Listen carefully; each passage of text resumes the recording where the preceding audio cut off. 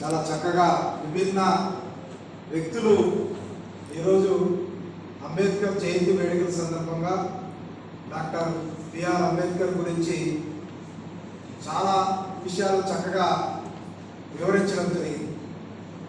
ముఖ్యంగా దేశవ్యాప్తంగా ఈరోజు ఈ కార్యక్రమం గత 15 రోజుల నుంచి మనం ఎందుకు నిర్వహించుకుంటున్నాం?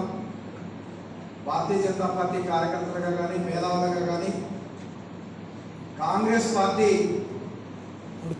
అంబేద్కర్ గారికి చేసిన అవమానాలు, వారిని ఎక్కడ కూడా గౌరవించకపోవడం, వారికి భారతరత్న వాళ్ళ పార్టీ నాయకులు అందరూ చనిపోక ముందు చనిపోయిన తర్వాత తీసుకున్నా కూడా వారు ఇవ్వకపోవడం, వారు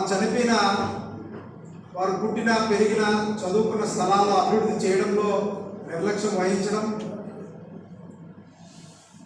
ఇలాంటి కార్యక్రమాలన్నీ చేసి కూడా ఈ రోజుకి కూడా కాంగ్రెస్ ఓట్ బ్యాంక్, దళితుల ఓట్ బ్యాంక్ తీసుకోవడానికి ప్రయత్నం చేస్తూ మన పార్లమెంట్లో మన రాహుల్ గాంధీ ఒక చిన్న బుక్ జోబిలో పెట్టుకొని ఎప్పుడు చూపించినా అది చూపిస్తూ ఉంటాడు.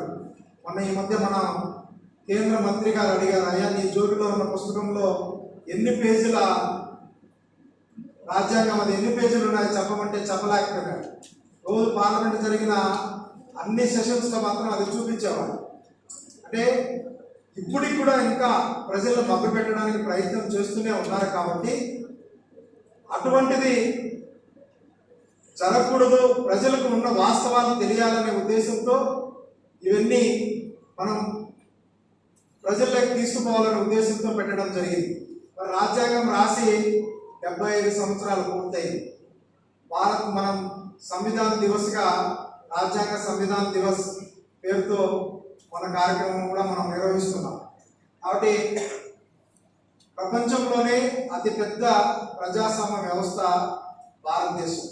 ఇటువంటి పెద్ద ప్రజాస్వామ్యానికి వారు రాజ్యాంగం రాసిన నిర్మాత, అటువంటి వ్యక్తికి ఇవ్వాల్సిన గౌరవం వారు ఇప్పుడు ఎన్నడూ ఇవ్వలేదు. కాబట్టి బీజేపీ వాజ్పేయి గారి నాయకత్వంలో కానీ, ఇప్పుడు నరేంద్ర మోడీ నాయకత్వంలో కానీ ఇన్ని కార్యక్రమాలు చేశాం. కాబట్టి ఇవన్నీ ప్రజల్లోకి మనం తీసుకెళ్ళి ప్రజలను జాగృత పరచాలా అనే ఉద్దేశంతోనే ఇటువంటి కార్యక్రమం మనం నిర్వహిస్తున్నాం. మీరు రాబోయే రోజుల్లో కూడా ప్రతి గ్రామానికి కూడా వెళ్ళి అంబేద్కర్కు కాంగ్రెస్ చేసిన అన్యాయం, బీజేపీ చేసిన మంచి విషయాలు ప్రజల్లోకి తీసుకెళ్ళండి. ఈ కాంగ్రెస్ పరిపాలించిన అన్ని సంవత్సరాల్లో ఈ రాజ్యాంగాన్ని 77 సార్లు రాజ్యాంగ సవరణ చేయడం జరిగింది.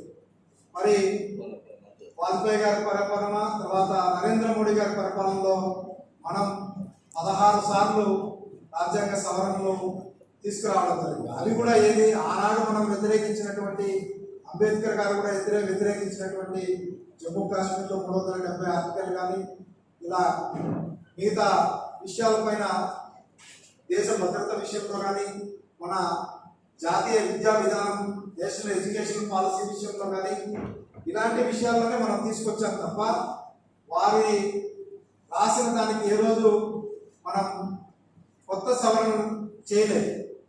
కాబట్టి ఇటువంటి విషయాలన్నీ కూడా మీరు ప్రజల్లోకి తీసుకెళ్ళి జాగృత పరుస్తారని ఆశిస్తూ ఈ అవకాశం ఇచ్చిన నంద్యాల జిల్లా ప్రజలకు, మేధావులకు, పార్టీ కార్యకర్తలందరికీ కూడా పేరు పేరున ధన్యవాదాలు.